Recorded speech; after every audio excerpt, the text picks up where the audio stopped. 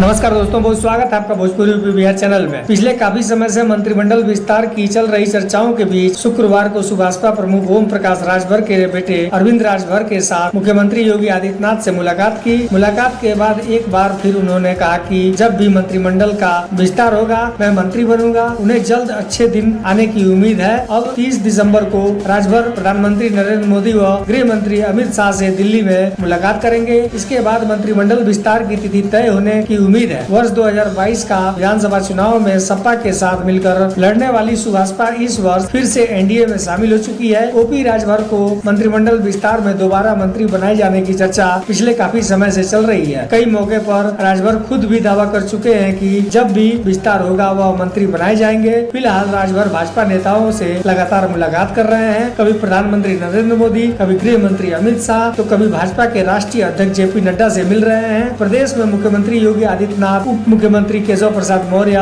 व ब्रजेश पाठक से भी मुलाकात लगातार कर रहे हैं। शुक्रवार को भी राजभर ने मुख्यमंत्री से उनके आवास 5 कालिदास मार्ग पर मुलाकात की। उन्होंने इसे शिष्टाचार भेंट बताया। साथ ही कहा कि इस दौरान उन्होंने भर और राजभर जाति को अनुसूचित जनजाति में सूचीबद्ध किए जाने के लिए प्रस्ताव शीर्ष भारत सरकार भेजने का अनुरोध किया है। उन्होंने बताया कि मुख्यमंत्री से इटावा के सैफई में बंजारा जाति के लगभग 2500 की आबादी वाले गाँव रणवीर नगर की समस्या के संबंध में भी चर्चा की है। पार्टी के प्रवक्ता अरुण राजभर ने बताया कि भर राजभर जाति को एसटी में शामिल करने के लिए 17 जिलों का सर्वे कराया गया था, जिसकी रिपोर्ट सरकार के पास पहुंच गई है। मुख्यमंत्री ने भरोसा दिलाया कि अब जल्द ही रिपोर्ट को केंद्र सरकार को सौंप दी जाएगी। उन्होंने भी जल्द मंत्रिमंडल विस्तार की उम्मीद जताई है। दोस्तों, वीडियो को लाइक करें, चैनल पर नए तो सब्सक्राइब जरूर करें और अपनी राय कमेंट बॉक्स में जरूर दें।